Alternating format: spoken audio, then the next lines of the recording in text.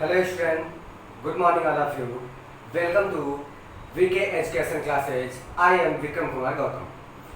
बेटा कि अब तक हम क्लास 12 में चैप्टर नंबर 3 के बारे में डिस्कस कर रहे थे, जिसका हमने पहला लेक्चर्स आपको प्रोवाइड करवा दिया था, या पहला लेक्चर्स हमने दिया था, जिसमें हमने अगर रिकॉल करें तो जो थर्ड चैप्टर्स में, जिसका नाम था human reproduction, most of the important chapter में से एक है ह्यूमन रिप्रोडक्शन के बारे में, जिसके बारे में हमने आपको पहले लेक्चर्स के दौरान भी बहुत सारे गाइडलाइंस बता रखा था बेटा कि आपको बहुत सारे नीड्स के मोस्ट ऑफ द क्वेश्चंस आपसे 2 से 5 के एवरेज में इसका क्वेश्चन रहता है। और एक तरफ अगर देखा जाए तो ह्यूमन फिजियोलॉजी को कर दिया जाए और एक तरफ ह्यूमन रिप्रोडक्शन को कर दिया जाए तो आपको बराबर ही होगा। उतने क्वेश्चंस आपको क्या किए जाते हैं, पुट अप किए जाते हैं नीट या एंड में आपको किसके द्वारा, ह्यूमन रिप्रोडक्शन से।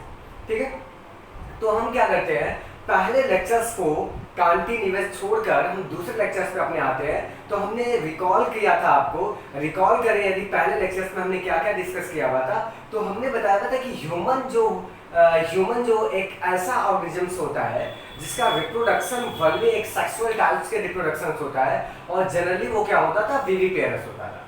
विविपेरस का मतलब हमने ये बता रखा हुआ था बेटा कि विविपेरस का मतलब जो ऐसे ऑर्गेनिज्म जो आपको अंडे ना देकर बल्कि किसका प्रोडक्शन करते हैं, वो सीधे सीधे बच्चे की क्या करते हैं, बर्थ करते हैं, बच्चे को डिलीवर करते हैं। तो ऐसे ऑर्गेनिजम्स को हम क्या कहते हैं, आपको विविपेरस कहा जाता है। क्लियर हुआ? तो हम फर्स्ट लेक्चर के दौरान भी हमने बता रखा हुआ था। फिर उसके बाद हमने डिस्कस किया हुआ था क्या कि ह्यूमन रिप्रोडक्शन की देखा जाए तो एवरेज में हमने बहुत सारी एजेस बताए कि एट द प्यूबर्टी एज में ही क्या करता है, रिप्रोडक्टिव फेज में ही एक ऐसी स्टेज होती है, प्यूबर्टी के बारे में हमने बताया था। तो थोड़ा सा प्यूबर्टी के बारे में हमने बताया, एक ऐसी एज जहां से आपको जुवेनाइल फेज के बाद आपको एग्जैक्टली क्या होता है, इसका रिमार्केबल तो नहीं होता है, लेकिन धीरे धीरे ग्रेजुअली वो क्या करती है, एट द प्यूबर्टी आती है। और वो हमने बताया हुआ था आपको मेल की और फीमेल की। मेल में फीमेल में बताया हुआ था, जनरली इंडियन की बात किया जाए, इंडियन सब कंटिन्यूअस की, एशियन सब कंटिन्यूअस की, तो हमने बताया हुआ था 11 से आपको 19 ईयर्स तक आपको क्या होता है, आपको एडोलसेंस माना जाता है, ये एडोलसेंस चलता है या फिर आपको प्यूबर्टी एज कहलाती है। ठीक है, जिसके दौरान ह्यूमन बींग्स में आपको सेक्सुअल रिप्रोडक्शन के कई आपको इवेंट्स क्या होते हैं, इंपॉर्टेंट इवेंट्स घटित होते हैं। वो हमने इवेंट्स आपको बता रखा हुआ था, वो आपको पहले लेक्चर्स के दौरान हमने प्रोवाइड करवा दिया है। जो ह्यूमन सेक्सुअल या फिर कह सकते हैं सेक्सुअल रिप्रोडक्शन के दौरान आपको जो इवेंट्स घटित होते हैं ह्यूमन बींग्स में, वो घटित घटनाएं हमने 1 से लेकर 7 या 8 नंबर्स में हमने आपको एग्जैक्टली बता रखा हुआ था। तो आपको क्या करना है, आज हमारा पहला क्वेश्चन होगा इस सिलेबस से या फिर इस चैप्टर से, इस चैप्टर से पहला क्वेश्चन होगा कि आपको बहुत अच्छी तरह से वो समझ में आया होगा पहला लेक्चर्स के बारे में। तो आपको क्या करना है, आप वो इवेंट्स को लिख भेजेंगे, वो इवेंट्स क्या क्या घटित होते हैं ह्यूमन रिप्रोडक्शन के पीरियड्स के दौरान। 1 से लेकर हमने बता रखा, गाइडलाइंस आपको दे रहा हूँ बेटा, 1 से लेकर 7 या 8 होंगे। पहला हम आपको बता दे रहे हैं कि पहला फर्स्ट टाइम क्या होगा, जैसे ही प्यूबर्टी आती है तो उसमें आपको क्या होते हैं, गैमीट्स का फॉर्मेशन होता है, चाहे वो मेल हो या फीमेल।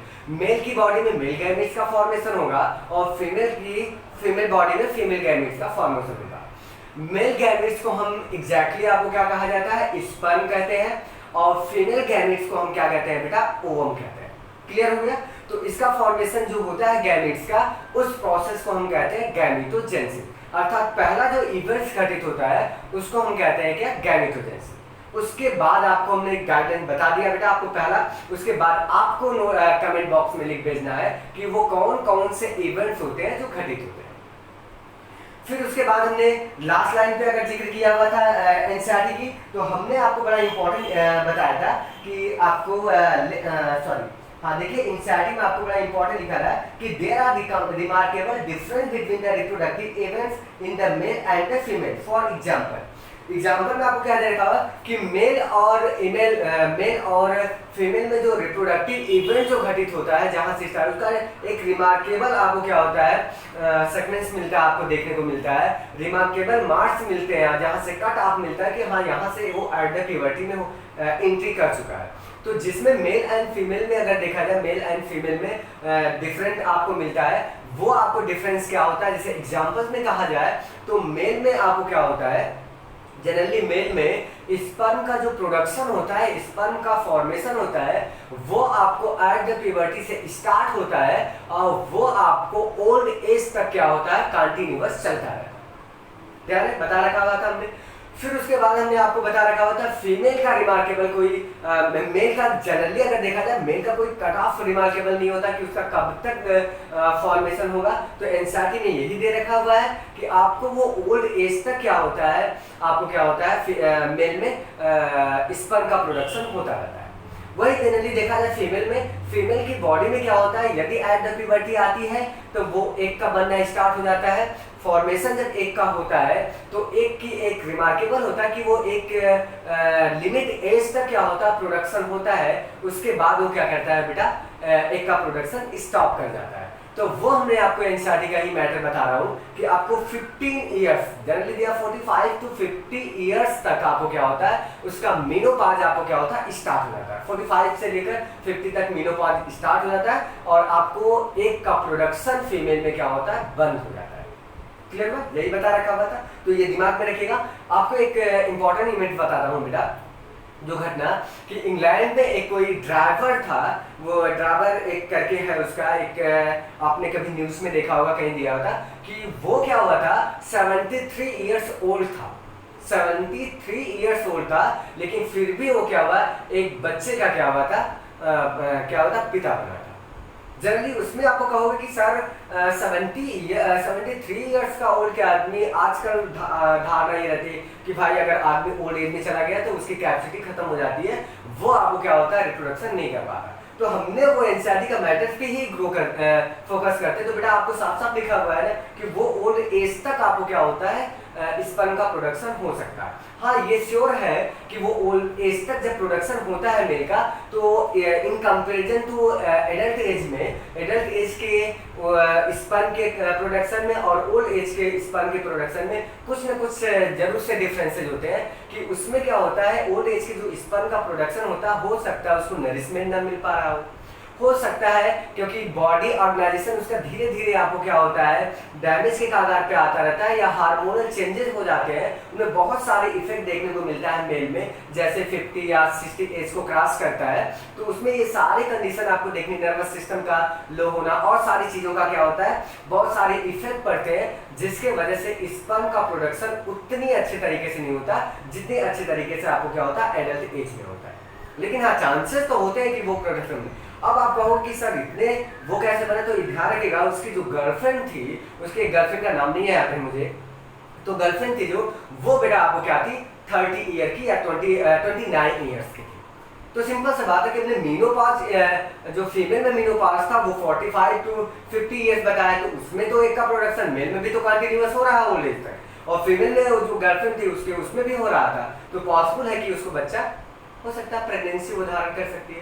तो वो आपको एग्जैक्टली क्लियर कट आपको मालूम होना चाहिए। हाँ यदि वो ओल्ड एज का था, यदि उसकी गर्लफ्रेंड या फिर वो फीमेल जो हो वो 50 इयर्स क्रॉस किया है, तो ये इम्पॉसिबल है कि वो आपको प्रेगनेंसी धारण कर सकती है, वो इम्पॉसिबल है बेटा, वो प्रेगनेंसी धारण नहीं कर सकती है। तो ये आपको दिमाग में ध्यान रखना है कि आपको कितने एज तक कौन सा प्रोडक्शन होता है, किस तरह से प्रोडक्शन होता है। तो ये सारे क्वेश्चंस आपको, बहुत सारे क्वेश्चंस आपको पुटअप किए जाते हैं, पूछे जाते रहते हैं। अब आते हैं हमने कि अब बड़ी इंटरेस्टिंग है बात कि मेल एंड ह्यूमन बीइंग्स में जो सेक्सुअल रिप्रोडक्शन होता है, गैमीट के फॉर्मेशन से जो होता है, कहीं आप तो मेरे ब्लैक बोर्ड पे नहीं देख रहे हो बेटा, ये व्हाइट बोर्ड पे बेटा फिगर मत देखो, मेरी बात को ध्यान से सुनो। मैं कई बार आपको बार बार कहता हूँ कि जब लेक्चर सुन रहे हो तो कांटिन्यूअस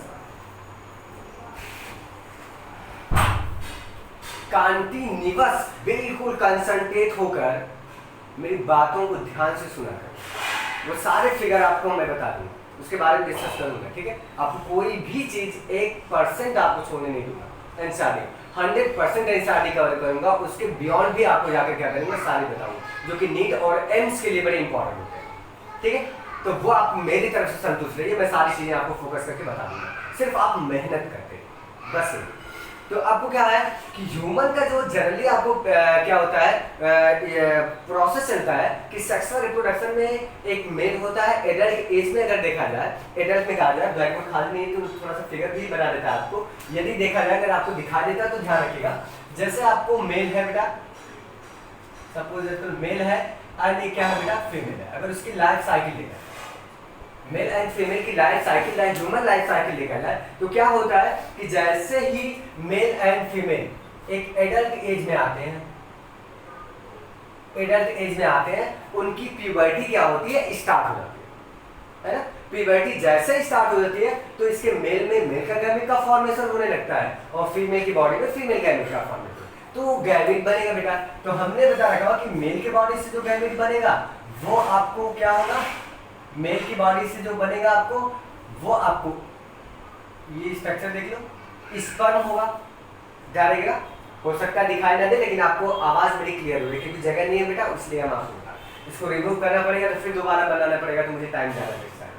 तो ध्यान रखिएगा स्पर्म बनता है और फीमेल की बॉडी से एक आपको शेप इसका आपको सर्कुलर होता है, वो आपको क्या बनता है ओवम बनता है। मेल गैमेट का फॉर्मेशन हो गया और फीमेल गैमेट का फॉर्म होता है जिसे हम कहते हैं क्या गैमेटोजेनेसिस। गैमेटोजेनेसिस के दौरान क्या होता है उसके बाद ये दोनों आपको गैमेट क्या होते हैं एक जगह पे क्या होते हैं बेटा फ्यूज करते हैं, क्लियर है, आपको फ्यूजन होगा ना इसमें, तो ये फ्यूजन होगा तो एक नई सेल बनेगी जिसको हम कहते हैं बेटा जाइगोट कहते हैं। ध्यान रखिएगा क्या बोला जाता है जाइगोट कहा जाता है। अब ध्यान से सुनो कि मेल से स्पर्म का प्रोडक्शन हुआ और फीमेल से ओवम का प्रोडक्शन हुआ, तो इनकी बॉडी में क्या होती है कि मियोसिस के दौरान ही क्या होते हैं गैमेट्स बनते हैं। वो शायद हमने पिछले जो चैप्टर्स आपको कंप्लीट किए उसमें हमने बता रखा होगा मियोसिस के दौरान ही ये क्या होते हैं गैमेट्स बनते हैं, और जब मियोसिस बनती है तो गैमेट्स में क्रोमोसोम्स के नंबर जो होते हैं वो हाफ हो जाते हैं। और यदि देखा जाए ह्यूमन बॉडी में तो ह्यूमन एडल्ट ह्यूमन का जो क्रोमोसोम होता है बेटा फीमेल हो चाहे मेल हो, उनकी बॉडी में एक सेल में 46 क्रोमोसोम होते हैं। कितने क्रोमोसोम होते हैं 46 क्रोमोसोम होते हैं, ध्यान रखिए क्रोमोसोम्स के नंबर लिखे हुए 46 क्रोमोसोम को, या फिर आपको क्या कहते हैं उसके लिए वर्ड यूज करते हैं क्या 2n डिप्लॉइड होते हैं, ठीक है। उनकी डिप्लॉइड बॉडी से आपको हैप्लॉइड कैरेक्टर्स के क्या होते हैं गैमेट बनते हैं। गैमेट कैसे होते हैं हैप्लॉइड, ये ध्यान रखिए गैमेट क्या होते हैं हैप्लॉइड, तो ये क्या होगा n होगा अर्थात क्रोमोसोम नंबर क्या होगा 23 हो जाएगा इसमें, किसमें मेल गैमेट में, स्पर्म में। ओवम में भी क्या होगा n होगी और उसके भी आपको क्रोमोसोम्स के नंबर क्या हो जाएंगे 23 हो जाएंगे, हाफ हाफ होंगे ना भाई, मियोसिस हुआ गैमेट बने हाफ हाफ होंगे। बड़ी इंटरेस्टिंग पॉइंट बताता हूँ।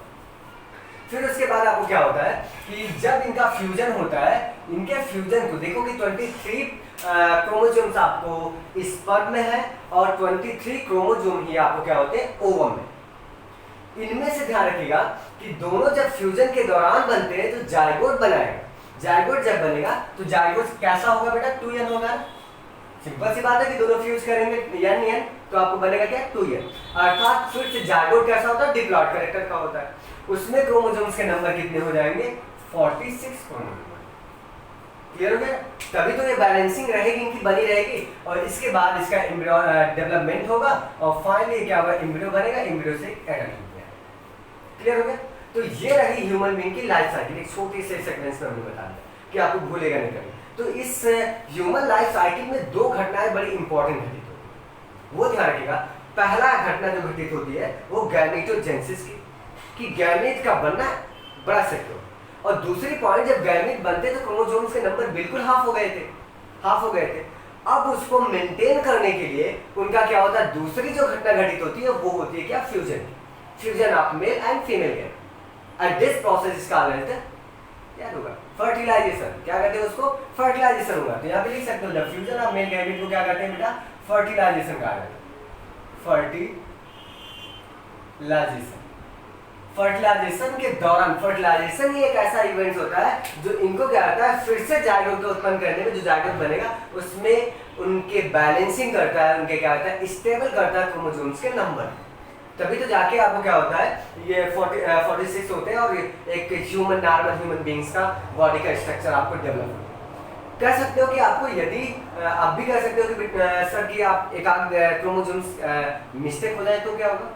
बहुत ही इंपॉर्टेंट घटना है, आपको आगे जेनेटिक्स जब पढ़ेंगे तो उसमें हम सेक्स डिटरमिनेशन का एक पॉइंट होगा, उसको हम डिटेल में समझाएंगे तो आपको बताएंगे। यदि आपको क्रोमोसोम्स के नंबर घट बढ़ जाते हैं तो आपको एबनॉर्मल क्या होता है, वो बेबी बन सकता है। वो नॉर्मल बेबी का क्या होता है, बर्थ नहीं होता है, वो नॉर्मल बेबी का डेवलपमेंट नहीं होगा, वो एबनॉर्मल हो जाएगा, अर्थात उसमें बहुत सारे फॉल्ट आ सकते हैं। कभी कभी आपने देखा होगा, कहावतों में सुना होगा या फिर सुना होगा अपने पुराने लोगों से कि लोग बच्चा पैदा होता है तो कभी एक बच्चे के सर में क्या होगी, सींग जाम गई, या फिर एक बच्चे के पास क्या होते 2 मुख हो गए, या किसी बच्चे ने पैदा हुआ उसके हाथी का सूर बन गया, है ना। तो लोग पूछने लगते हैं ना कि अरे गणेश ही पैदा हुए। बेटा वो आपको उसके जिम्मेदार नहीं, वो तो जिम्मेदार क्रोमोसोम्स का नंबर उसकी वजह से होता है। अगर 46 क्रोमोसोम होता तो नॉर्मली बेबी बन सकता था, सारे फंक्शन अच्छी तरह से होते। लेकिन यदि आपको क्या हुआ कि क्रोमोसोम्स के नंबर बैलेंस नहीं हुए, आपको डिसबैलेंस किए, तो नॉर्मल बेबी नहीं होगा, डिसबैलेंस बेबी हो जाएगा, उसमें एबनॉर्मल बच्चे का डेवलपमेंट होगा। अर्थात 3 आंखें हो सकती है बेटा, जिसे कहते हो आप संगठित पैदा हो। मैं ये नहीं कहता, किसी को ठेस नहीं पहुंचाता हूँ बेटा कि आप ईश्वर को मानते हो तो मानते रहो, हर एक की आस्था होती है। लेकिन मेरे हिसाब से जो मैंने बायोलॉजी पढ़ा हुआ है, बायोलॉजी में मेरे यही सिखाया जाता है कि सारी चीज़ें वो जैसे घटनाएं घटित होती है वो इस तरह से होती है। तो हम काहे के लिए किसी और पे उसका क्या कहते हैं सीक्वेंस थोपे या उसका इल्जाम किसी और पे, हाँ गॉड ने ऐसा पैदा कर दिया, ऐसा लोगों ने सुना ना, भगवान जैसा पैदा करेगा वैसा होगा। ऐसा बात नहीं है, ठीक है आस्था है, वो जैसा कहेगा वो तो हम भी नहीं जानते, वो कोई नहीं जानता कि बेटा इस पर क्या है, किस घटनाओं को रास्ता कैसे रहता है, नेचर में क्या क्या घटनाएं घटित होती है, वो सारी आपको अलग चीजें हैं। लेकिन यहाँ पे अगर देखा जाए वो बैलेंस करता है क्रोमोसोम्स के नंबर पे बैलेंस करता है, इस वजह से वो फाल्टेज आते हैं। क्लियर हो? तो हमने ये छोटी सी चीज़ों को समझ लिया बेटा, आपको जो मेल और फीमेल में क्या होते हैं, घटित होते हैं, लाइफ साइकिल हमने देख ली किसकी, ह्यूमन बीइंग, इस तरह से। अब इसी इवेंट्स को हमको क्या करना है, बड़ी इंपॉर्टेंट करना। अब देखिए इसमें अगर मेल एंड फीमेल का जो घटनाक्रम होता है लाइफ साइकिल का, उसमें बड़ा इंपॉर्टेंट रोल होता है हार्मोन्स का। हार्मोन्स का होता है, तो आपने हाई स्कूल में आपको यदि प्रीवियस क्लासेस में पढ़े होंगे कि आपको क्या कहते हैं, ब्रेन में एक हाइपोथैलेमस से या फिर मिड ब्रेन से एक निकली हुई क्या होती है, एक मक्के की दाने की समान एक संरचना होती है जिसको हम कहते हैं पिट्यूटरी ग्लैंड। वो बड़ी इंपॉर्टेंट रोल प्ले करती है। वो पिट्यूटरी ग्लैंड क्या होती है, डिफरेंट टाइप्स के आपको हार्मोन्स का रिलीज करती है, और वो हार्मोन्स आपको सेक्सुअल रिप्रोडक्शन पे भी क्या होते हैं, कुछ हार्मोन्स है, जैसे उसने हार्मोन्स के नाम हम बताएंगे आपको, एलएच हार्मोन्स हुआ, और एक एफएसएच जिसको कहते हैं फॉलिकल स्टिमुलेटिंग हार्मोन, जब हम इसका रिप्रोडक्शन पढ़ेंगे उसमें देखेंगे। और एक होता है क्या, एलएच हार्मोन जिसको बोलते हैं ल्यूटिनाइजिंग हार्मोन। ये दोनों हार्मोन्स आपको रिप्रोडक्टिव हार्मोन्स कहलाते हैं, और ये रिप्रोडक्शन पे आपको क्या होते हैं, इवेंट्स पे क्या करते हैं, जो रिप्रोडक्टिव प्रोसेस चलता है उस पर बड़ा इंपॉर्टेंट रोल प्ले करते हैं। क्लियर है? 2 हार्मोन्स होते हैं जो पिट्यूटरी ग्लैंड होते हैं। तो हमारी बॉडी में क्या होता है, ये सारे हार्मोनल चेंजेस होते रहते हैं, इनकी वजह से होता है। जब एडल्ट आती है एज, तो ये हार्मोन बड़े सीक्वेंस में लेवल पे क्या होते हैं, ग्रो करते हैं, रिलीज होते हैं, बड़े हाई लेवल पे क्या होते हैं, रिलीज होते हैं। इस वजह से सारे रिप्रोडक्टिव इवेंट्स आसानी से क्या होते हैं, घटित होते हैं। हम देखेंगे, एक एक करके देखेंगे बेटा जो भी लिखा हो। तो ये ध्यान रखिएगा, ये हमने आपको बताया कि लाइफ साइकिल के बारे में कुछ हार्मोन्स कैसे उस पर इंपॉर्टेंट रोल प्ले करते हैं। तो हमने वो लेक्चर्स खत्म किया हुआ था, आपको हमने बताया हुआ था आपको एनसीईआरटी अकॉर्डिंग चले तो आपको आज का जो लेक्चर था वो मेल रिप्रोडक्टिव सिस्टम, ठीक है। आज हम डिस्कस करेंगे मेल रिप्रोडक्टिव सिस्टम पे। तो हमने कुछ डायग्राम आपको एनसीईआरटी के बनाए हुए हैं, कुछ डायग्राम मैंने अपने से दे रखा हुआ है बेटा, दोनों का कंपैरिजन करके आप पढ़ लोगे। आपको मोस्ट इंपॉर्टेंट जो डायग्राम है वो एनसीईआरटी का है, क्योंकि नीट वगैरह में जो भी पूछा जाएगा वो एनसीईआरटी का ही डायग्राम पूछता है। हम अपने समझने की पॉइंट ऑफ व्यू से थोड़ा सा अच्छे डायग्राम को देखने के लिए अलग से बुक का हमने क्या किया, डायग्राम आपको बना रखा है। तो आपको 2 डायग्राम हम आपको दिखाते हैं। एक बेटा डायग्राम आपको ये रहा जो एनसीईआरटी का डायग्राम साथ साथ दिख रहा है, तो एनसीईआरटी में आपको मिल जाएगा बेटा, आप घर पे पढ़िएगा उसको। दूसरा डायग्राम हमने बताया हुआ वही चीजों को वहां पे मॉडिफाई करके हमने बिल्कुल आपको सचार रूप से दिखाया हुआ है। ये डायग्राम आपको बनाया हुआ उसी का है, जो एक सेम डायग्राम दोनों है, दिखने में डिफरेंट रह गए हैं लेकिन सारे ऑर्गन्स आपको ये भी मेल रिप्रोडक्टिव सिस्टम को आपको ड्रा कर रहा है, इंडिकेट कर रहा है, रिप्रेजेंट कर रहा है। और ये एनसीईआरटी में जो दिया हुआ वो हमने आपको ड्रा किया हुआ है, ये एनसीईआरटी का फिगर आपको मेल रिप्रोडक्टिव सिस्टम का। अब ध्यान रखो कि मेल आज का जो ह्यूमन रिप्रोडक्शन का बड़ा इंपॉर्टेंट चैप्टर है वो है आपको बेटा ह्यूमन रिप्रोडक्शन में मेल रिप्रोडक्टिव सिस्टम।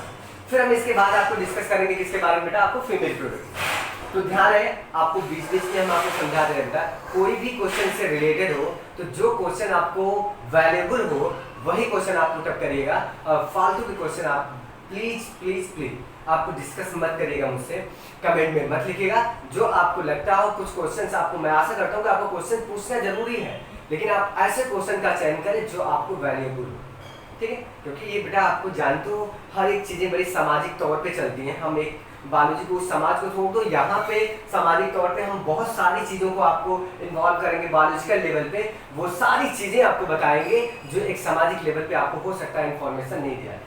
अगर एक बात कहें तो एनसीईआरटी में इस रिप्रोडक्शन का इसलिए दिया हुआ क्योंकि हमारे समाज में इन सारी चीज़ों को बहुत सारे लोग क्या कहते हैं छुपाते हैं, सारी चीज़ों को बड़ा इंटर रिलेशन पे रख सकते हैं, छुपा के रखते हैं कुछ चीज़ों को। तो मान ली आपको, मेनली आपको अगर देखा जाए कुछ भी प्रॉब्लम होती है तो जानते हो कि डॉक्टर के पास कोई जाता है तो डॉक्टर से छुपाता नहीं, सारी चीज़ें बताएगा मुझे ये प्रॉब्लम है, चाहे जो भी वो कितना भी इंटरनली उसका हो, कितना भी प्राइवेट चीज़ हो, वो डॉक्टर से शेयर करता है। तभी तो वो बेटा क्या करता है कि आपको वो दवाई उसका क्या कहते हैं ट्रीटमेंट कर सकता है। और आपको बता दूँ तो अगर मुंबई में देखा है, मुंबई में मोस्ट ऑफ द जो गायनिकोलॉजिस्ट जो है, गायनिकोलॉजिस्ट का मतलब होता है बेटा फीमेल रिप्रोडक्टिव सिस्टम का जो क्या होता है जानकार होते हैं, उसके वो डॉक्टर स्पेशलिस्ट होते हैं, उनको गायनिकोलॉजिस्ट बोला जाता है, स्त्री रोग विशेषज्ञ कहता है। क्या कहा जाता है? स्त्री रोग विशेषज्ञ। तो मोस्ट ऑफ द गायनिकोलॉजिस्ट जो होते हैं वो आपको मुंबई में बड़े हाई क्लास के जो भी मिलेंगे वो सब एक्चुअल क्या है कि मेल मिलेंगे, तो फीमेल को तो जाना पड़ेगा वहां पे। तो वो चीजें आपको थिंकिंग अलग रखो सामाजिक तौर पे, और जो हम पढ़ रहे हैं बायोलॉजी के लेवल पे उसको हम आपको डिस्कस करें।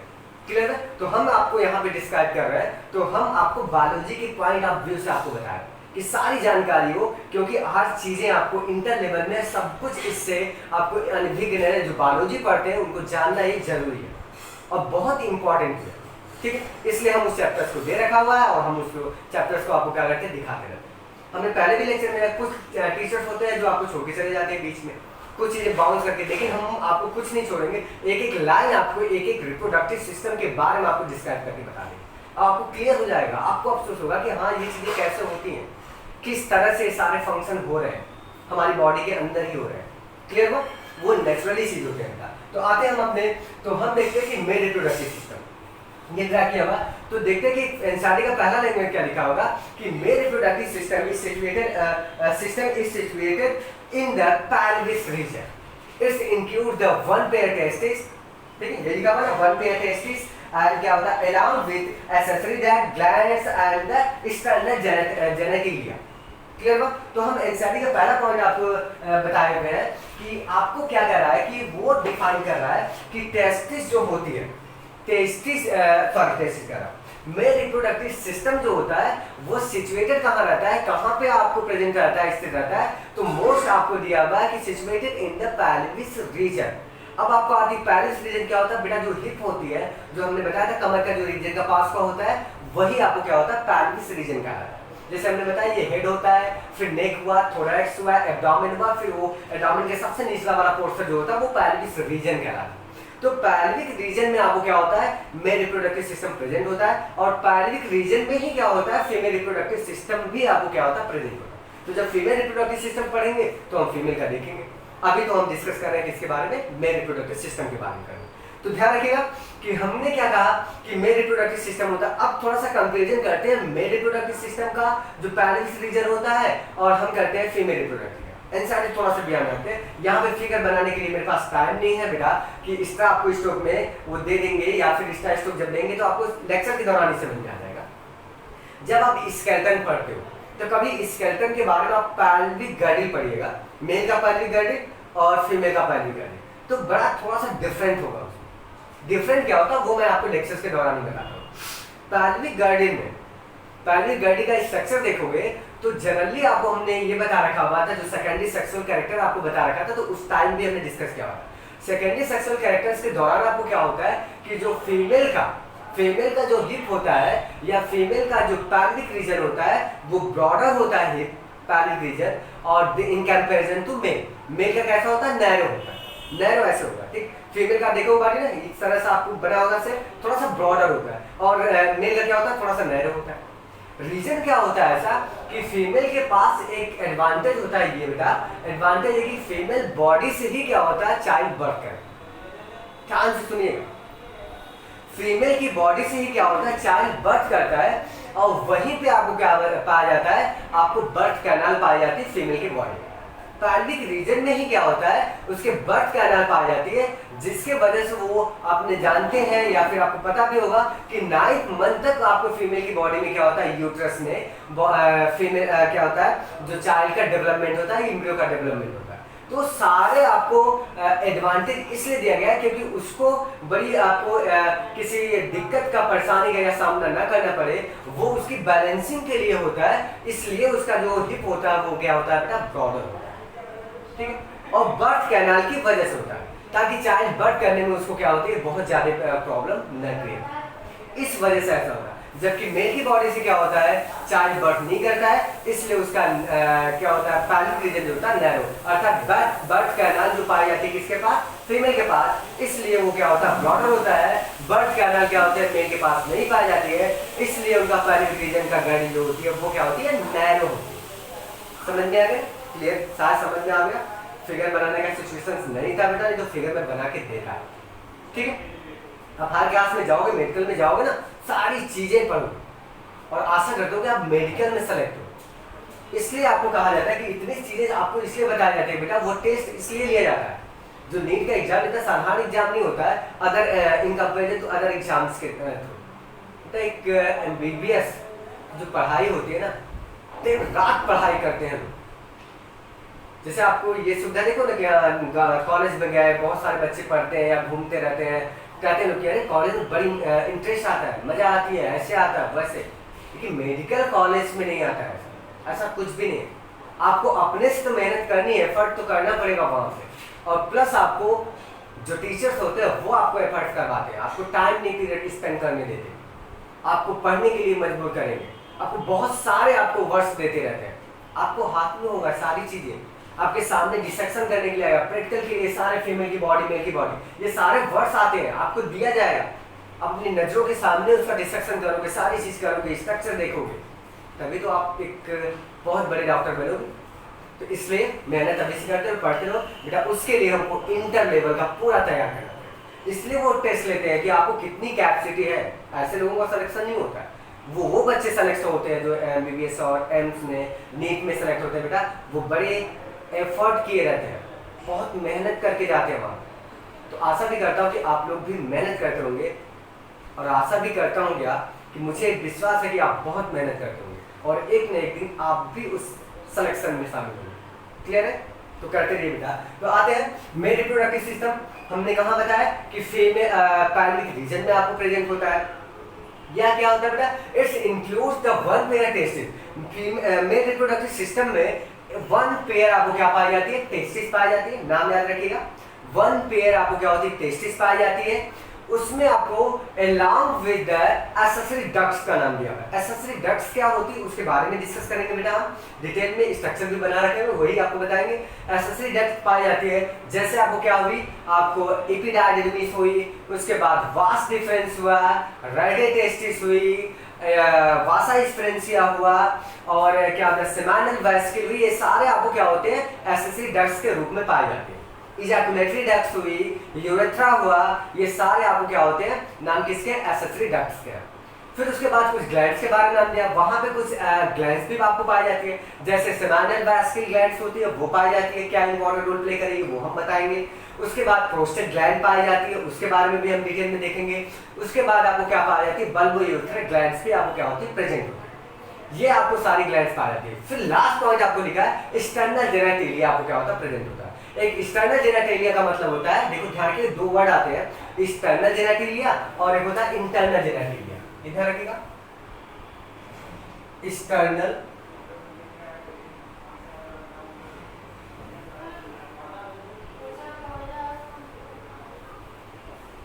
जेनेटिलिया और एक होता है बेटा इंटरनल जेनेटिलिया।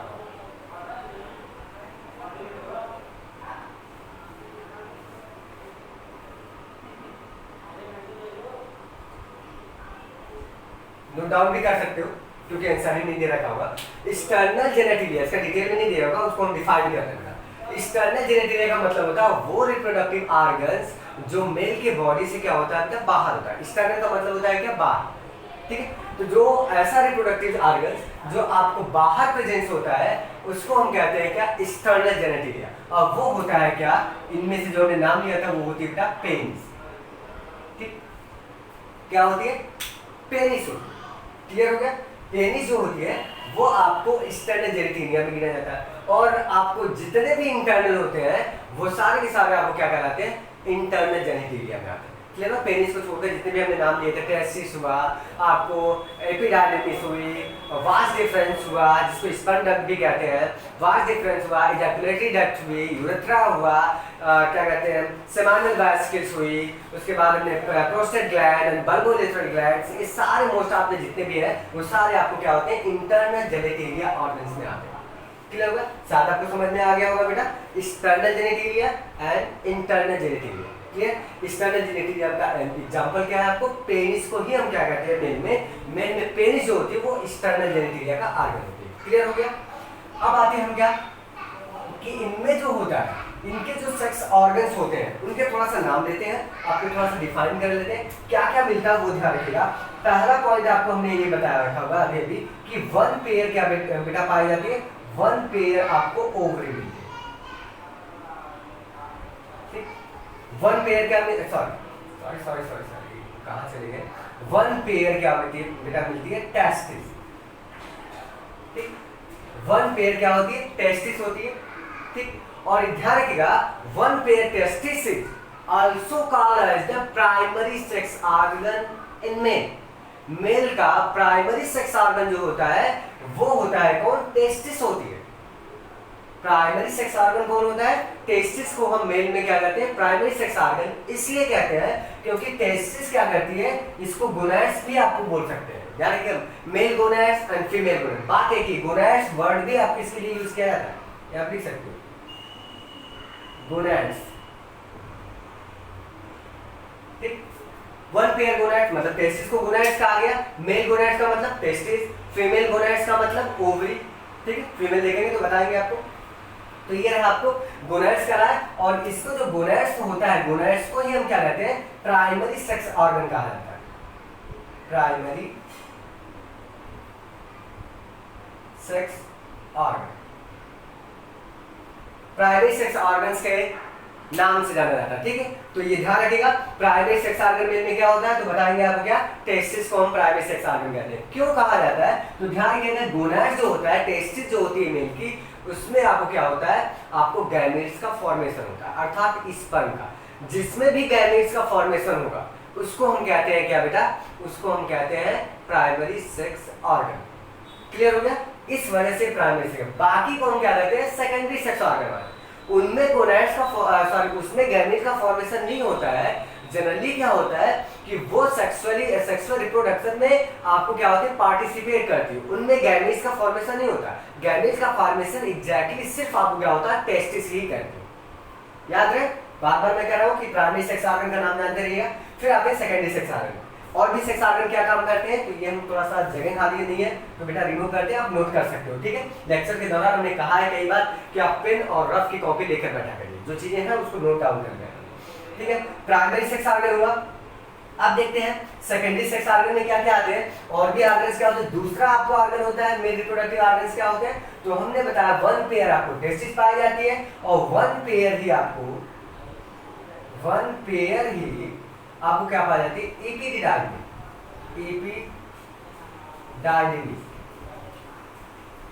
दिखाएंगे आपको, सारे वर्ड का नाम बताएंगे, कहाँ कहाँ सिचुएटेड है सब बताएंगे, बिल्कुल निश्चिंत रहिए। वन पेयर आपको क्या पाई जाती है, एपिडिडाइमिस पाई जाती है। ये आपको क्या होता है कि ये आपको सेकेंडरी सेक्स ऑर्गन्स के नाम से जाना जाता है। इसके बाद जितने भी लिखेंगे सब सेकेंडरी सेक्स ऑर्गन। तीसरे नंबर पे आपको डिफाइन करते हैं वास डिफरेंस आता है, ठीक है। वास डिफरेंस भी पाया जाता है,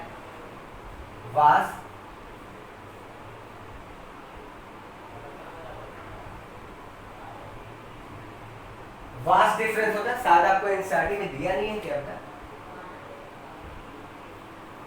नहीं, एक जगह पे दिया हुआ, हाँ देखिएगा, the male sex accessory ducts includes rhabdomyosis, vasa efferentia, epididymis and vas deferens दिया है ना आपको एनसीईआरटी में कहीं कहीं पढ़ा हुआ, वो देख लीजिएगा, लास्ट वाले पॉइंट पे लिखा हुआ। तो वास डिफरेंस हुआ, फिर आपको चौथा पॉइंट लिख सकते हो बेटा, आपका एपिडायमिस हुआ, वास डिफरेंस हुआ, उसके बाद आपको हमने बताया कि आप लिख सकते हो पेनिस बेटा, पेनिस होगी। फिर उसके बाद आपको छठा पे आप लिख सकते हो बेटा, पेनिस के बाद आपको क्या लिखोगे, पेनिस के बाद आप देखते हैं क्या, यूरेथ्रा, यूरेथ्रा, क्लियर हो। तो ये सारे सेक्स ऑर्गन जो होते हैं ये मेल रिप्रोडक्टिव ऑर्गन्स कहलाते हैं, ये यही मिलकर आपको क्या होते हैं, मेल रिप्रोडक्टिव सिस्टम का क्या करते हैं, निर्माण करते हैं। बारी बारी से हम देखें इसके बारे में, क्लियर हुआ। तो आप नोट डाउन कर लीजिएगा, one pair testis, one pair epididymis, vas deferens भी क्या होगी बेटा, ये ध्यान रखिए, वास डिफरेंस भी वन पेयर होगी, वन पेयर होती है। पेनिस क्या होती है, वन, पेनिस सिर्फ एक, वन, पेनिस वन होगी। यूरेथ्रा भी क्या होगा बेटा, वन होगा, एक ही ऊपर, क्लियर है। नंबर भी आपको याद होने चाहिए, कितने कितने नंबर से आपको पा जाते हैं, तो नंबर नोट कर लीजिए। ये सारे हमें सेक्स ऑर्गन से आपको क्या होंगे, नाम लिखिए। टेस्टिस प्राइमरी सेक्स ऑर्गन, बाकी सब आपको क्या होते हैं, सेकेंडरी सेक्स ऑर्गन, क्लियर हो गया ना। रिमूव करें बेटा, क्या कहते हैं, टेस्टिस को हम क्या कहते हैं, गोनाड्स कहते हैं। अब आते हैं बात, एक एक करके हम डिस्कस करेंगे, ऐसा नहीं कि सबकी आपको एनसीईआरटी में डिस्कस किया हुआ, हम एक भी लाइन आपको एनसीईआरटी का मिस नहीं करेंगे, सारी चीजें बेटा। मेरे पढ़ाने के बाद ना मुझे लगता है कि आपको ऐसा होगा कि एनसीईआरटी मीन्स कुछ नहीं, लोग कहते हैं ना एनसीईआरटी बुक बड़ी हार्ड है, ये है, क्या क्या दिया हुआ है, आपको बिल्कुल आसान लगेगी एनसीईआरटी, बिल्कुल आसान लगेगी। लेक्चर सुन लो, उसके बाद एनसीईआरटी की क्लास को देखो, क्लियर हो जाएंगे, सारे वर्ड्स क्लियर कर दूंगा। मेहनत आपको करनी, सिर्फ लेक्चर पढ़ना, थोड़ा सा एफर्ट करेंगे मेरे साथ साथ, तो आप बहुत सारी चीजों को जानकारी प्राप्त करेंगे। तो आते हैं हम आपको देखते हैं, ये रहा मेरे रिप्रोडक्टिव सिस्टम का है। अब हम स्टार्ट करते हैं अपनी, कहाँ पे सिचुएटेड होते हैं, इससे वही क्या। तो हमने जो लिखा हुआ था, पहला पॉइंट आपको स्टार्ट करते हैं बेटा टेस्टिस, ठीक है।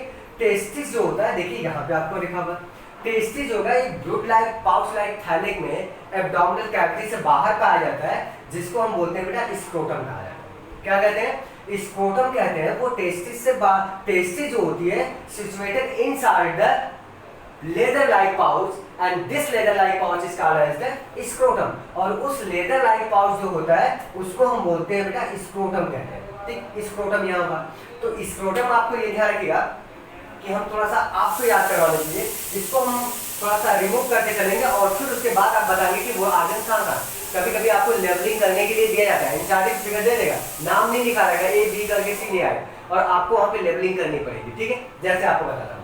तो आपने देखा ये ब्रूट लाइक थैला जो होता है उसको हम बोलते हैं बेटा आपको स्क्रोटम बोला जाता है। डिटेल में पढ़ेंगे हम स्क्रोटम के बारे में, दे रखा हुआ है, ये रहा स्क्रोटम, ठीक है। पहली पॉइंट पे आपको दिख लो, पहला पॉइंट स्क्रोटम हमने रिमूव कर दिया, वन पॉइंट ऐसे दे रखा हुआ, स्क्रोटम आपको मिला। दूसरा, स्क्रोटम के अंदर आपको प्रेजेंट रहती है क्या, टेस्टिस। हमने एक सेक्शन कटा हुआ है, तो उसका देख रहे हैं, लॉन्गिट्यूडिनल सेक्शन है ह्यूमन के रिप्रोडक्टिव ऑर्गन का, तो वन टेस्टिस दिख रहे हैं, उसके उधर आप साइड में देखोगे तो वहां पे भी एक टेस्टिस होगी। तो ये रहा टेस्टिस, आपको होती है जो सिचुएटेड रहती है स्क्रोटम के अंदर। तो ये रहा टेस्टिस। टेस्टिस कौन सा, प्राइमरी सेक्स ऑर्गन के नाम से जाना जाता है, तो इसको बेटा हम 2 नंबर देते हैं। दूसरे पे क्या आपको सिचुएटेड है, टेस्टिस, क्लियर हो गया। फिर अब ध्यान रखिएगा, यहाँ पे थोड़ा सा एक्स्ट्रा आपको दे रखा हुआ, ये पार्ट आपको रिप्रोडक्टिव सिस्टम का नहीं है। एनसीईआरटी में जो एनएस दिया हुआ, रेक्टम दिया हुआ है, ये बेटा आपको रिप्रोडक्टिव ऑर्गन्स नहीं होते, ये मेरे रिप्रोडक्टिव सिस्टम नहीं बनाते, इसको छोड़ दो, ऐसे ही रहने दो, ठीक है। ये देखो, ये रेक्टम एनएस रहा आपको, ये रेक्टम। ये जब हम डाइजेशन पढ़ेंगे, ह्यूमन फिजियोलॉजी का चैप्टर पढ़ते हैं, न्यूट्रिशन वाला, डाइजेशन में, तो वहाँ पे आपको डाइजेशन एंड एब्जॉर्प्शन में देखोगे तो इसका डिटेल में पढ़ाया जाता है, ठीक है। तो ये आपको रहा एनएस एंड रेक्टम रहा। उसके बाद हम रिप्रोडक्टिव आए, यहाँ पे आप देख रहे हो क्या, टेस्टिस मिली। उसके बाद आपको क्या डिस्कस करेंगे बेटा, टेस्टिस जो होती है, उसके बाद इससे टेस्टिस से निकला हुआ एक नलिकाकार संरचना होती है, जिसको बोलते हैं वास डिफरेंस कहते हैं। ये देखो एक नली निकली हुई है यहाँ से, जिससे स्पर्म डक्ट भी कहा जाता है, वो आपको कहलाते हैं क्या, वास डिफरेंस। यहाँ पे देखने को मिल रही है, देखो यहाँ पे सिचुएटेड है क्या आपको वास डिफरेंस, ये नलिका कहिए, देखो कहाँ पे खुलती है उसको डिस्कस करेंगे। तो वास डिफरेंस रहा। तीसरे नंबर पे हम डिस्कस करते हैं, क्या रहा बेटा आपको वास डिफरेंस, क्लियर है? इसको रिमूव कर लेते हैं, इसको हमने देख लिया। ये तीसरे नंबर, ठीक, तीसरे नंबर पे आपको क्या मिला? वास्ट डिफरेंस देखने को मिला, ठीक। फिर उसके बाद वास्ट डिफरेंस आपको कहाँ मिला होता है? एक ऐसी नली पे जहां पे खुलता है वहां पे आपको क्या होती है, जो यूरिनरी ब्लैडर में वास्ट डिफरेंस जाके आपको खुलता है, लेकिन उससे पहले एक और सिप डक्ट का नाम लिखते हैं, उससे पहले भी आपको क्या होती है, एक ग्लैंड सिचुएटेड रहती है, उसकी नली आके आपको क्या होती है, सिचुएटेड रहती है। वहां पे आपको जॉइंटेड टू होती है, वन पेयर में होती है। ये देख रहे हो स्ट्रक्चर, यहाँ से आपको देख रहे हो ये स्ट्रक्चर आया हुआ बेटा, ध्यान से देखो ये स्ट्रक्चर, और यहाँ पे ये स्ट्रक्चर मिल रहा है, इसको हम कहते हैं बेटा सेमाइनल वैस्कुलर पाइप। ये ग्लैंड, इसकी नलिका आपको क्या खुलती है, आपको वास्ट डिफरेंस में ही जाके ज्वाइंट होती है, क्लियर है? वास्ट डिफरेंस में। तो अब कहाँ पे मिला? तीसरा हो गया। चौथे नंबर पे हमको सेमाइनल वैस्कुलर मिल गई, ठीक है। चौथे नंबर पे क्या ज्वाइंट रहता है बेटा, यहाँ पे देखने को मिला है चौथे नंबर पे सेमाइनल वैस्कुलर, क्लियर हो गया?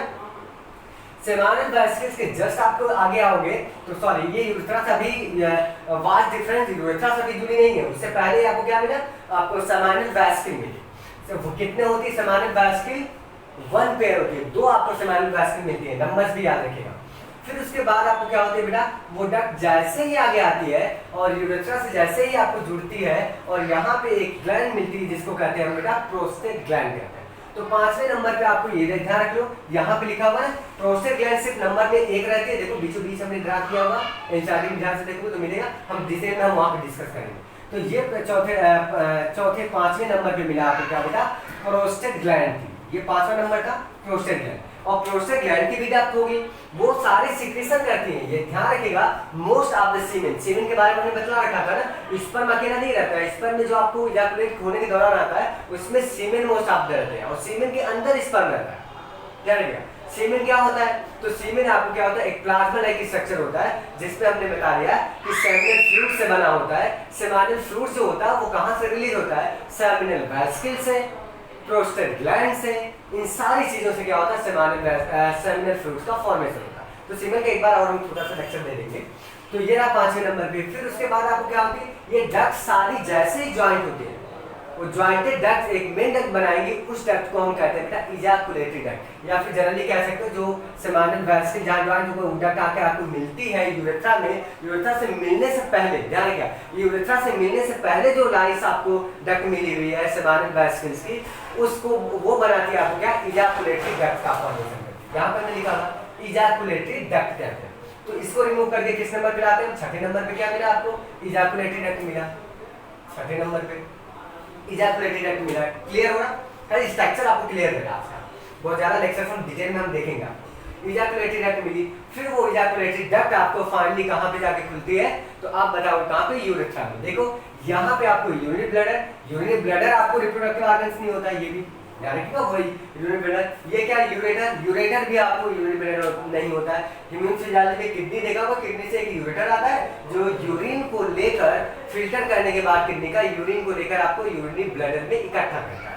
तो ये दोनों ऑर्गन्स आपको क्या होते हैं, वो एक्सक्रीटरी प्रोडक्ट्स होते हैं, एक्सक्रीटरी ऑर्गन्स होते हैं। क्लियर हुआ? तो हम एक्सक्रीशन में पढ़ेंगे तो वहां पे डिटेल में हम दिखा देंगे। तो ये रहा। अब उसके बाद आपको क्या होती है, ये नलिका आपको आती है, जो क्या होता है, जो यूरिनरी ब्लैडर होता है वहां से एक नलिका निकलती है, ध्यान से सुनिएगा, यूरिनरी ब्लैडर से सिर्फ एक ही नलिका निकलती है, जिससे फाइनली आपको इजैकुलेटरी डक्ट आके क्या होती है, ज्वाइंट होता है। तो उससे यूरिनरी ब्लड से जो निकलती नलिका उसको हम कहते हैं क्या, यूरेथ्रा कहते हैं। क्या कहा जाता है बेटा, यूरेथ्रा कहा जाता है, जो यहाँ पे लिखा हुआ है, इस पॉइंट पे देखो, यहाँ पे देखा ना, यहाँ पे यहाँ से निकली यूरिनरी ब्लैडर से, और ये देखो, और इसी यूरिनरी ब्लैडर से आपको ज्वाइंट है, जो आपको हमने बताया था इजैकुलेटरी डक्ट आपको क्या आती है, ज्वाइंट थी। तो इसका नंबर आप ले लो, यूरेथ्रा का नंबर ले लो, सातवां। क्लियर हुआ? सातवें नंबर पे क्या था, यूरेथ्रा। याद रखिएगा नाम, लेवलिंग करने के लिए बता रहा हूँ, डाउट ना हो। क्लियर? एक बार दो बार पढ़ेंगे, अब बिल्कुल याद रहेगा कहाँ पे कौन सा आर्गन है। फिर उसके बाद आपको क्या देना है, अब उसके बाद ये सारे हमने देख लिए आर्गन से बाहर। फिर उसके बाद एक्सटर्नल जेनिटलिया था बेटा, तो हमने देखा टेस्टिस जो थी वो थी आपको प्राइमरी सेक्स ऑर्गन, स्क्रोटम, और ये देखा हमने क्या कहते हैं, vas deferens, ejaculatory duct, seminal vesicle, prostate gland. उसके बाद आपको ध्यान रखिएगा, यहाँ पे थोड़ा सा एक पॉइंट हमने लिखना भूल गया बेटा, एनसीईआरटी का ही मैटर आपको दिया था बेटा, प्रोस्टेट ग्लैंड के बाद बल्बो यूथर ग्लैंड हमने लिखा था ना, ये ध्यान रखो, सॉरी यहाँ पे लिख लो, बल्बो यूरेथ्रल ग्लैंड। ये मिस किया हुआ था, तो इसको आप अभी मत करो, इसको 8वां नंबर दे दो, क्योंकि इससे पहले यूरेथ्रा से पहले आपको ज्वाइंट वहीं पे रहती है जस्ट प्रोस्टेट के नीचे, वो भी आपको 1 पेयर में पाई जाती है, जिसको हम बोलते हैं बल्बो यूरेथ्रल ग्लैंड। इसका फंक्शन देखिए, ये बल्बो यूरेथ्रल ग्लैंड जो होती है ना, यूरेथ्रा में आगे खुलती है, तो बेटा जनरली आपको यूरेथ्रा एक ऐसा ऑर्गन्स होता है जो रिप्रोडक्शन में हेल्प करता है, रिप्रोडक्टिव इजाकुलेशन में, अर्थात जब आपको सेमेन प्लाज्मा और स्पर्म जब इजाकुलेट होते हैं बेटा, इजाकुलेशन का मतलब हम जानते हैं इजाकुलेटरी डक्ट होती है, इजाकुलेशन प्रोसेस हम बताएंगे। जैसे ही सीमेन क्या होता है पेनिस से बाहर निकलता है, एंट्री करता है कहाँ पे, आपको वेजाइनल ट्रैक्ट में जाता है, उस प्रोसेस को हम कहते हैं क्या, इजाकुलेशन कहते हैं। ठीक है, तो इजाकुलेशन के दौरान जो आपको स्पर्म प्लाज्मा सीमेन जो आपको निकलता है, सीमेन जनरली कह सकते हो, वर्ड यूजफुल वर्ड क्या है, सीमेन। जो सीमेन आता है वो आता है आपको क्या, इजाकुलेटरी डक्ट द्वारा। जब इजाकुलेटरी डक्ट पेनिस से होते हुए बेटा आपको क्या होती है, वो आपको बाहर निकलता है, तो वो इजाकुलेटरी डक्ट होता है। और उसी इजाकुलेटरी डक्ट से सीमेन भी आपको क्या होता है, ट्रांसपोर्ट करके आपको फीमेल जेनिटल ट्रैक्ट तक पहुंचता है, और उसी डक्ट से यूरिन भी क्या होती है, डिस्चार्ज होती है। तो बड़ी इंटरेस्टिंग पॉइंट है, उस यूरिन डिस्चार्ज जब होता है उस पाथ में, तो आपको याद रखना होगा यूरिन क्या होता है, एसिडिक मीडियम होता है। ध्यान से सुनिएगा इस लाइन को, यूरिन जो होता है वो एसिडिक मीडियम होता है, तो यूरिन भी उसी यूरेथ्रा से होता हुआ क्या होता है, डिस्चार्ज होता है। तो उसके मार्ग में एसिडिक मीडियम होगा, तो बहुत सारी प्रॉब्लम होगी, जिसकी वजह से वहां पे हमने ये बताया बल्बो यूरेथ्रल ग्लैंड्स पाई जाती है। ये बल्बो यूरेथ्रल ग्लैंड्स जो होगी वो बेटा क्या करती है, वो भी सेमाइनल प्लाज्मा का सिक्रेशन करती है, कुछ केमिकल्स का सिक्रेशन करती है, जो क्या करती है, सीमेन के आने से पहले सिक्रेशन होता है, सबसे पहले उसी का सिक्रेशन हो जाएगा।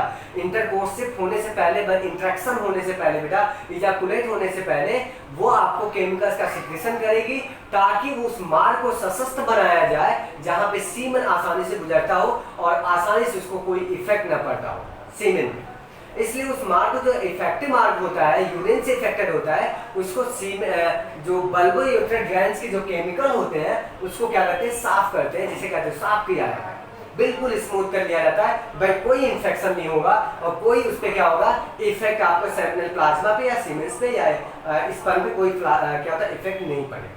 तो उसमें बड़ा इंपॉर्टेंट रोल प्ले करती है कौन, बल्बो यूरेथ्रल ग्लैंड कहते हैं। और हमने देखा हुआ कि आपको पूछा भी गया है कि बल्बो यूरेथ्रल ग्लैंड कहाँ पाई जाती है, मेल रिप्रोडक्टिव ऑर्गन में कि फीमेल रिप्रोडक्टिव। तो ध्यान रखिएगा, मेल रिप्रोडक्टिव ऑर्गन पढ़ा रहे हैं तो वहां पे हमने बताया हुआ बल्बो यूरेथ्रल ग्लैंड, इसका फंक्शन भी हमने यहीं पे बता रखा है। ठीक, तो इस नंबर पे आपको 7वें नंबर पे इसको लिख लो रिमूव करके। 7वें नंबर पे हम क्या करते हैं बेटा, इसको लिख लेते हैं। ठीक, 8वें नंबर पे हमने क्या किया, यूरेथ्रा किया। अब लास्ट पॉइंट आते हैं कि उसके बाद ये एक्सटर्नल जेनिटलिया जो होता है वो क्या होती है बेटा, पेनिस होती है। तो पेनिस आपका लास्ट वाला ऑर्गन है, ये आपको एक्सटर्नल जेनिटलिया में आता है, इसको आप 9वें नंबर पे रख लो। ठीक, पेनिस हुआ, याद रखना स्ट्रक्चर देख के बनाना, अगर मिटा दे तो आप लेवलिंग कर सकते हो कि नहीं, लेक्चर्स के बाद अभी नहीं करा, देंगे भी आपको क्वेश्चंस भी आपको देंगे, आपको लेवल करके दिखाना पड़ेगा, मैं कभी कभी पूछ लूंगा क्योंकि ये पूछा गया क्वेश्चन है आपको नीट और एनसी में।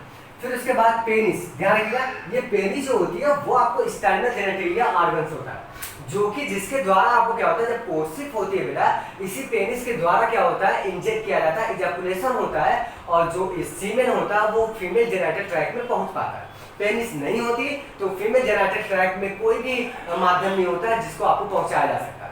ठीक है, जनरली नेचुरली तौर पे कहा जाए तो यदि आपको बहुत सारे सिस्टम बने हुए हैं आजकल, इसमें जो मेडिकल में यूज किए जाते हैं, तो जनरली पेनिस एक एक्सटर्नल जेनिटल ऑर्गन होता है, वो सिर्फ एक माध्यम होता है क्या, इजैकुलेशन का।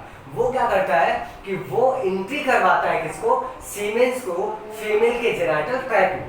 ठीक है, या फिर जिसे जेनिटल ट्रैक्ट फीमेल का क्या होता है, वेजाइना में एंट्री करवाता है किसको, एंट्री करने के बाद वहां पे इजैकुलेशन होता है। ठीक है, कोर्सिप के दौरान ऐसा होता है, वो देखते हैं। तो अब ध्यान रखना है कि ये पेनिस हुआ, पेनिस के नीचे दो इंपॉर्टेंट वर्ड्स यूज किया गया। ध्यान रखना, पेनिस का जो अपर वाला सिरा होता है वो थोड़ा सा स्वेलिंग करा फूला हुआ बहुत सॉफ्ट होता है। ध्यान सुनिएगा, पेनिस का अगला वाला जो भाग होता है वो थोड़ा सा सॉफ्ट होता है, वो थोड़ा सा फूला हुआ भाग होता है, निकला हुआ। जनरली ऐसे कुछ स्ट्रक्चर आपको देते, ऐसे निकला हुआ,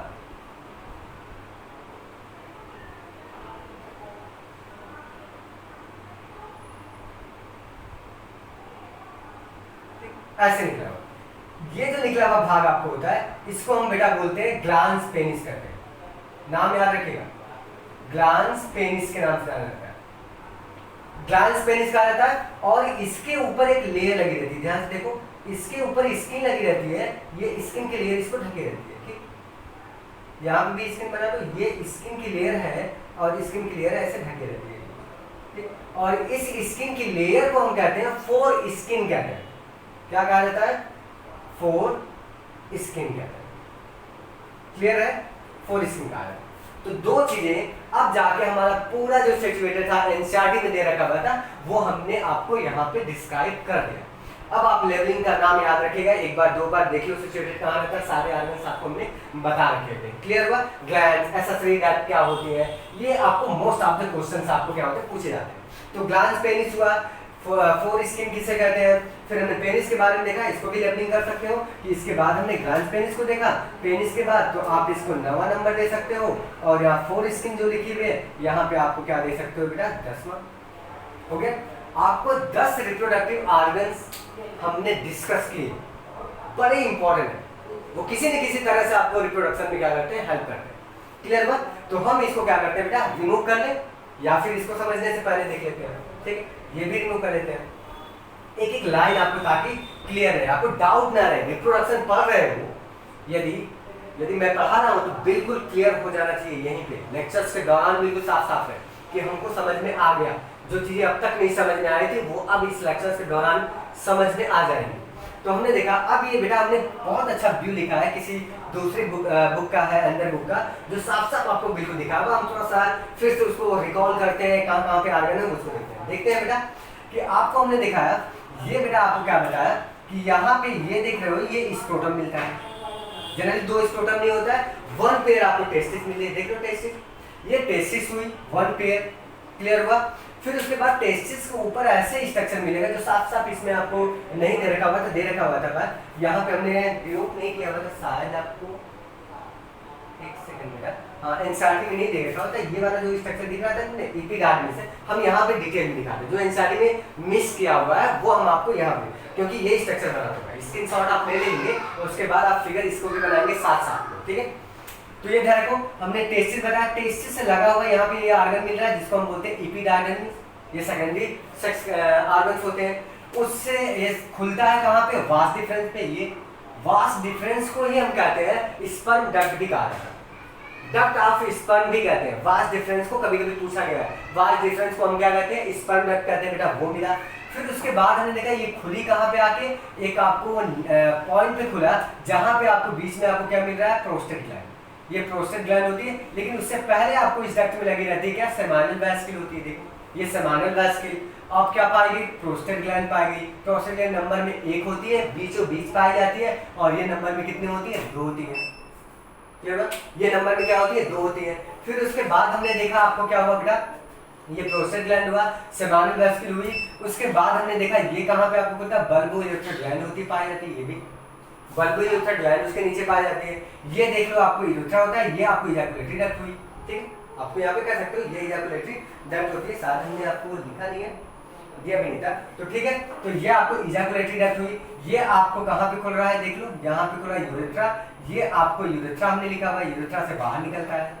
और ये आपको साइलो जो बना हुआ बेटा, डाकेट डाकेट करके हमने बनाया है, ये आपको पेनिस है, एक्सटर्नल जेनिटल आ गया। क्लियर हो गया? तो हमने मोस्ट ऑफ द आपको यहाँ पे डिस्कस कर लिया। ठीक है, सारा आपका लेक्चर भी थोड़ा सा बड़ा हो गया होगा, मैं पहले चेक कर लेता हूँ बेटा। तो हमने यहाँ पे डिस्कस कर लिया बेटा आपको मेल रिप्रोडक्टिव सिस्टम के बारे में, जो कि आपको एनसीईआरटी में जाता है। ये पॉइंट आप जो हमने देखा था ऊपर, अब इसी के बारे में एक एक लाइन आपको सारे टेस्टिस के पहले बारे में हम स्क्रोटम को पढ़ेंगे। स्क्रोटम क्या होता है, कहाँ सिचुएटेड होता है, उसका फंक्शन क्या होता है, उसकी लेयर कितनी लेयर का बना होता है, कैसे वो हैंग किया होता है, उसका डिटेल हम बताएंगे, एनसीईआरटी के बियॉन्ड भी बताएंगे आपको। ठीक है, क्लियर रहेगा ताकि बिल्कुल समझ में आएगा। फिर उसके बाद हम टेस्टिस के बारे में देखेंगे, टेस्टिस को भी बियॉन्ड में थोड़ा सा ले जाएंगे, टेस्टिस का डिटेल हम देखेंगे। जनरली टेस्टिस का एक फिगर दिया हुआ है, तो उसके अलावा भी हम कुछ फिगर्स आपको बना के देंगे, टेस्टिस के बारे में हम देखेंगे। फिर उसके बाद हम देखेंगे आपको एपिडार्मिस क्या होती है, वो कैसे फंक्शन करती है, किसके लिए जानी जाती है, वास्ट डिफरेंस देखेंगे, सेमाइनल वेसिकल क्या होती है, प्रोस्टेट ग्लैंड क्या होती है, आपको बल्बो यूरेथ्रल ग्लैंड क्या होती है, यूरेथ्रा कैसे होता है, पेनिस का जनरल नेम क्या है। ठीक है, तो हम अपने लेक्चर्स को यहाँ पे स्टॉप करते हैं बेटा आपको, और कल हम जैसे ही नेक्स्ट लेक्चर्स पे मिलेंगे तो हम डिस्कस करेंगे इसके आगे की प्रोसेस को हम कंटिन्यूस करते हैं। और आज इतना आपको क्लियरली हमने आपको समझा दिया कि कहाँ कहाँ ऑर्गन्स कैसे सिचुएटेड होते हैं। क्लियर है? तो आशा करता हूँ आपको बिल्कुल फाइनली समझ में आया होगा कि सारी चीज़ें कैसे होती हैं। बेटा मेरी ऊपर जिम्मेदारी है, मैं सारी चीज़ें आपको समझा दूंगा, और आशा भी करता हूँ कि बेटा आपको समझ में आता होगा, क्योंकि यदि आपको समझ में आए तो सपोज दैट करो कि मैं आपको अच्छी तरह से टीच नहीं कर पा रहा। ठीक, आप खुले आम बोल सकते हो कि बेटा टीचिंग में थोड़ी सी प्रॉब्लम, मैं नहीं कह रहा हूँ बहुत बड़ा, मैं कोई एक आपको बताना चाहता हूँ कि मैं एक डॉक्टर नहीं हूँ, लेकिन मैं सोचता हूँ कि मैं डॉक्टर नहीं बन पाया किसी रीजन पर, मैं एक लेक्चरर हूँ, नॉर्मल एक साधारण लेक्चरर हूँ, लेकिन आपको एक स्पेशल डॉक्टर बनते देखना चाहता हूँ। इसलिए कहता हूँ कि मेहनत करो, एफर्ट करो, आपके लिए ही मैं मेहनत कर रहा हूँ, ताकि आप मुझसे पढ़कर कहीं सिलेक्शन होगी तो मुझे गर्व होगा कि मेरा पढ़ाया हुआ स्टूडेंट, मेरे कमांडो जो है, मेरे जो सोल्डर्स हैं वो बहुत मेहनत करते हैं, और सब इंडिया में एक है। हर कोने कोने से आपको जो भी पढ़ रहा होगा मेरा स्ट्रक्चर, जो भी आपको स्टडी कर रहे हो, उनको कोई प्रॉब्लम नहीं होती, वो स्टडी कर लेंगे, बिल्कुल समझ आता होगा, और वो अच्छे मार्क्स लाएंगे। एग्जाम में जब बैठोगे ना तो बिल्कुल याद करना, मुझे याद करोगे कि सर ने ये चीज़ें कहाँ पे समझाई थी, कैसे समझाया, तब याद आऊँगा मैं, और जब हल करके आओगे तो मुझे भी संतुष्टि होगी कि हाँ बहुत अच्छा करके आए हो।